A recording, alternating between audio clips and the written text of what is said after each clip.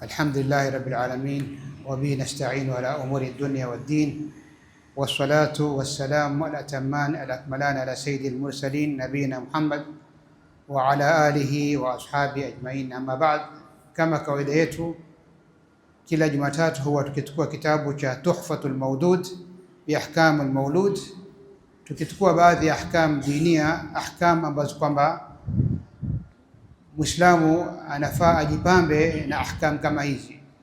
Zinatufundisha kuanzia ukitaka kuoa, baadhi ya mambo yanayokusaidia katika kuchagua mke, kadhalika pindi ukipata mtoto, baadhi ya adabu za dini yetu tukufu katika kumfanyia yule mtoto ambao kwamba amezaliwa, kama tulivyozungumza huku nyuma katika masala ya mtoto akizaliwa kumtia kitu cha tamu katika mdomo wake, na wiki iliyopita tukazungumza kuhusu al-aqiqa, kwamba ni kule kumchinjia yule aliyezaliwa mbuzi wawili akiwa ni mtoto wa kiume na mbuzi mmoja akiwa ni mtoto wa kike. Huku kuchinja huyu mnyama chaitwa al-aqiqa kama tulivyozungumza katika wiki iliyopita.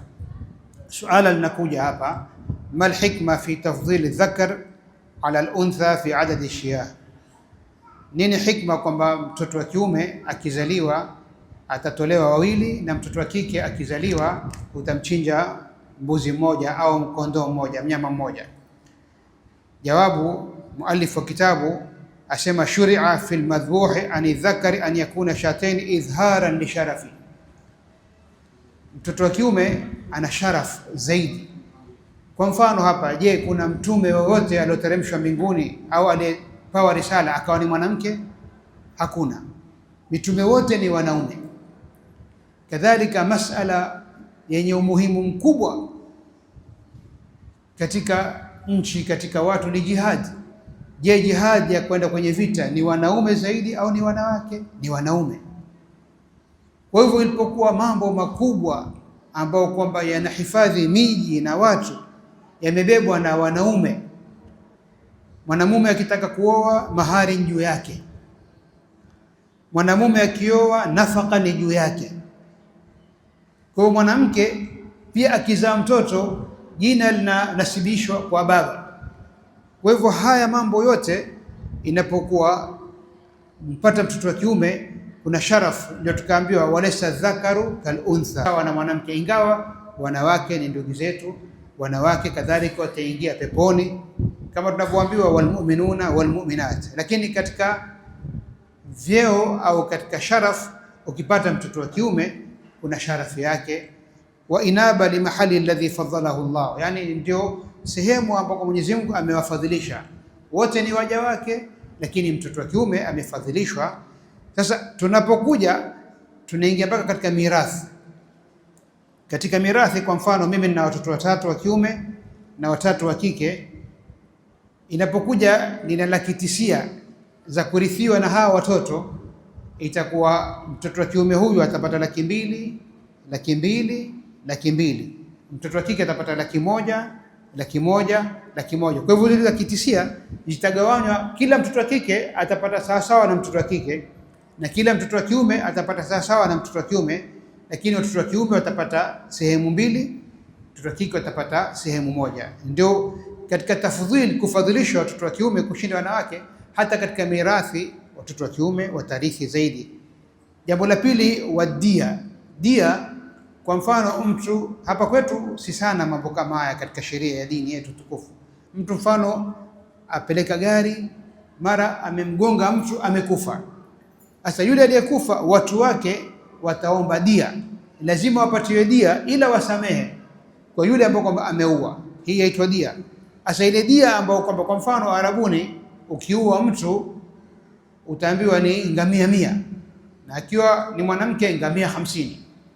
Sasa katika dia mwanamume ni tofauti na mwanamke. Kwa hivyo hii kadhalika, tangu kuzaa mwanamume na kuzaa mwanamke, pia ikija katika urathi wa mwanamume ni tofauti na urathi wa mwanamke, na dia ya mwanamume kadhalika ni tofauti na dia ya mwanamke.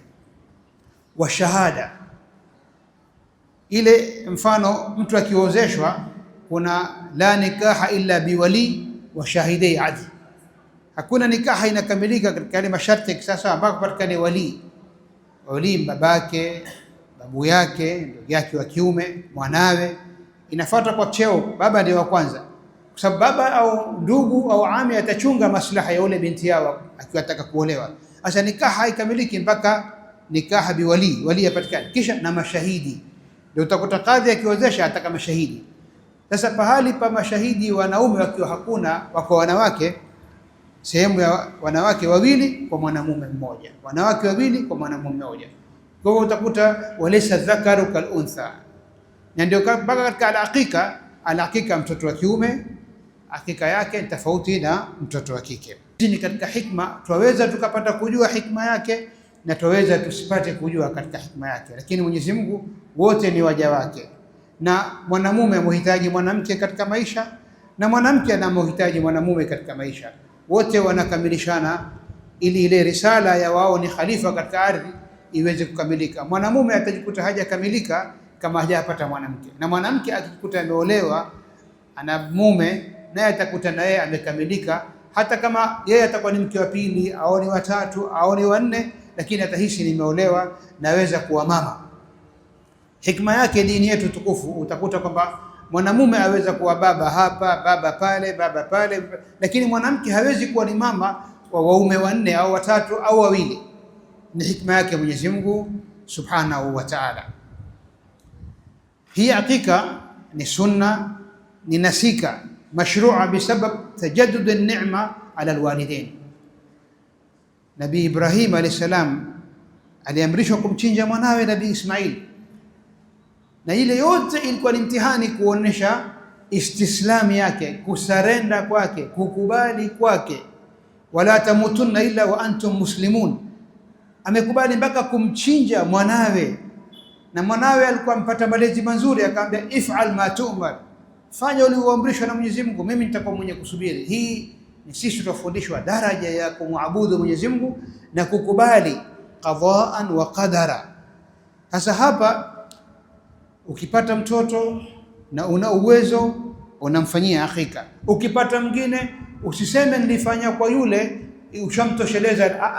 Kila ikitajaddad ni'matullah alayka, kila ile neema Mwenyezi Mungu ikitajaddad, wewe ni umshukuru Mwenyezi Mungu kwa ile neema. Ukipata mwingine akiwa ni wa kike utamchinja mmoja, akiwa ni wa kiume utachinja wawili, na kama uwezo wako ni mdogo hukuwahi kumfanyia katika siku ya 7, katika siku ya 14, katika siku ya 21, basi na mpaka pengine umefariki, yule mtoto kesho yeye ni mweza ajifanyie yeye, kwa sababu wewe kutoa hakika na kumchinja unajitoa wewe katika ile hali ya kwamba wewe ni rahani.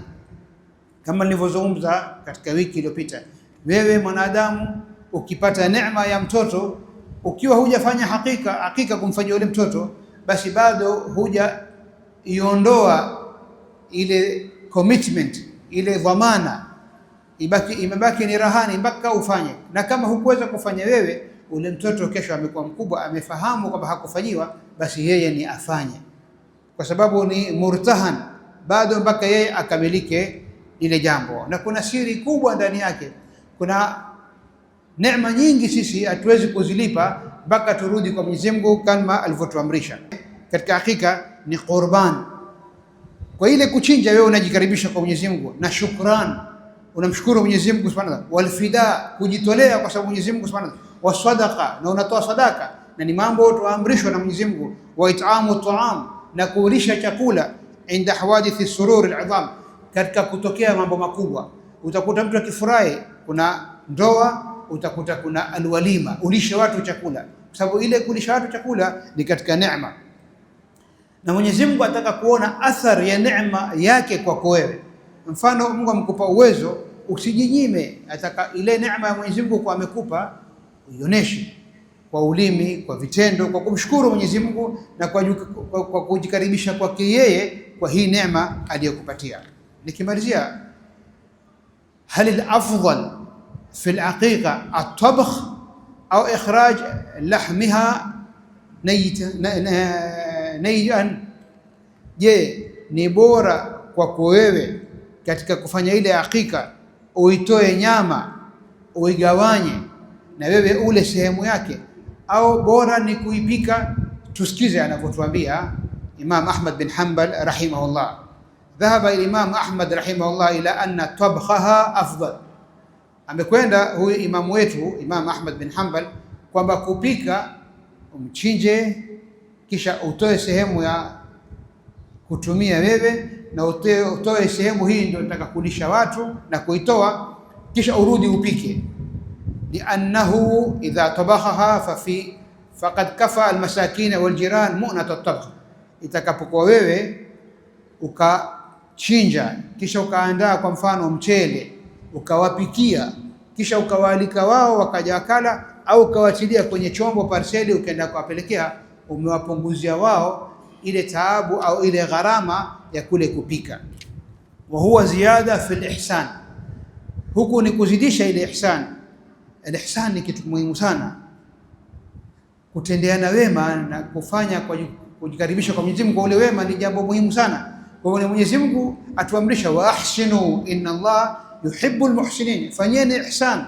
Mwenyezi Mungu apenda watu wenye kufanya ihsan, na kutokana na ile ihsan wajikaribisha kwa Mwenyezi Mungu jalla jalaluhu. Kwa hivyo wewe unapokuwa umefanya kile chakula na ukawapatia chakula tayari, ni ziada fi ihsan wa shukru hadhihi neema, na kuishukuru ile neema ambayo Baba amekupa. Umpata maulud, mtoto awe ni wa kiume awe ni wa kike, wewe washukuru, umpika chakula, uonesha furaha yako, ili uwape watu wale, upate dua, upate na wao wafurahi.